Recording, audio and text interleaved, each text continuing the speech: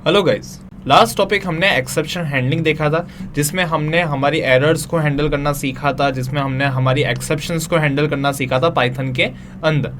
अब आज हम लोग देखते हैं और बढ़ते हैं हमारे एडवांस पाइथन के ऊपर, जिसमें हमको चेक करना है पहले कि हमारी जो ऑब्जेक्ट ओरिएंटेड लैंग्वेज है वो पाइथन किस तरीके से काम करती है।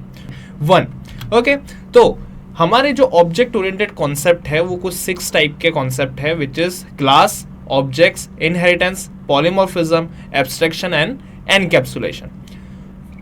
ये जो 6 कॉन्सेप्ट है, इनकी मदद से आपकी जो ऑब्जेक्ट ओरिएंटेड लैंग्वेजेस हैं वो सारी काम करती है। जैसे आपकी जावा हो गई, PHP हो गई, .NET हो गई, पाइथन हो गई, ये सारी जो लैंग्वेजेस हैं वो सारी की सारी इन पर्टिकुलर 6 पर्टिकुलर कॉन्सेप्ट्स के साथ काम करती हैं।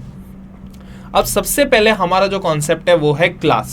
अब क्लास एक तरीके से क्या होता है, तो क्लास मतलब एक तरीके का एक बाउंड्री है जिसके अंदर आप पर्टिकुलरली फंक्शंस, आपके मेथड्स, आपके वेरिएबल्स सब कुछ डिफाइन करते हो, राइट। मतलब एक तरीके से आप बोल सकते हो कि आप जब घर खरीदने जाते हो या घर बनाने जाते हो तो उससे पहले आपको प्लॉट खरीदना पड़ता है, राइट। तो वो जो प्लॉट है, वो प्लॉट आपका क्या है, वो आपका एक तरीके का क्लास है जिसके अंदर आप अपना घर बनाएंगे या घर खरीदेंगे, राइट। क्लियर। वहां पर मल्टीपल नाम से पहचानी जाती है क्लास अलग अलग टॉपिक के अंदर, जैसे बेस क्लास पहचानी जाती है, ड्राइव क्लास पहचानी जाती है, प्री डिफाइंड क्लासेस पहचानी जाती है। तो ये ऐसे कुछ नाम दे रखे हैं जिसके मदद से वहां पर क्लास को पहचाना जाता है, राइट।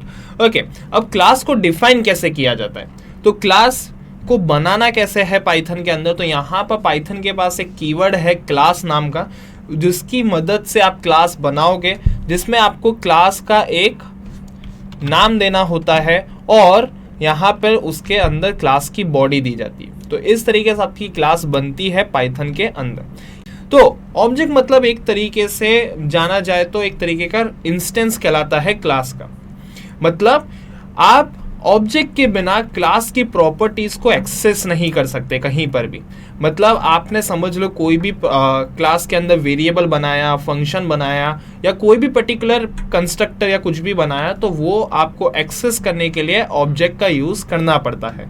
मतलब विदाउट ऑब्जेक्ट आप पर्टिकुलर क्लास की कोई भी प्रॉपर्टीज को एक्सेस नहीं कर सकते।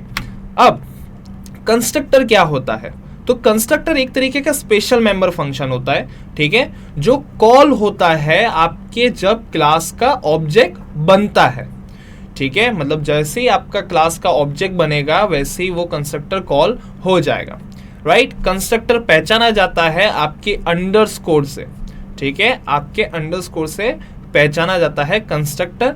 और कंस्ट्रक्टर को पाइथन के अंदर पहचानने के लिए इनिट फंक्शन यूज होता है। कौन सा फंक्शन? Init function. इसको इनिशियलाइजेशन फंक्शन बोला गया है।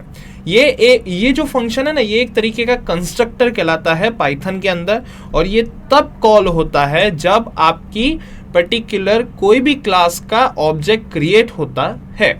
अब इस कंस्ट्रक्टर को बनाया कैसे जाता है, तो लेट्स सी। तो यहाँ पर आपको सेम जैसे आप फंक्शन बनाते हो डेफ से वैसे ही बनता है, बट वहां पर underscore init and then self और नीचे उसकी कंस्ट्रक्टर की बॉडी डिफाइन की जाती है, ठीक है। तो ये सारी चीजें पर्टिकुलरली हमने थियोरी के अंदर देखी। अब इन सारी चीजों को प्रैक्टिकली भी समझते हैं कि क्या वो पर्टिकुलर प्रैक्टिकली हमको कहना चाहती है, ठीक है।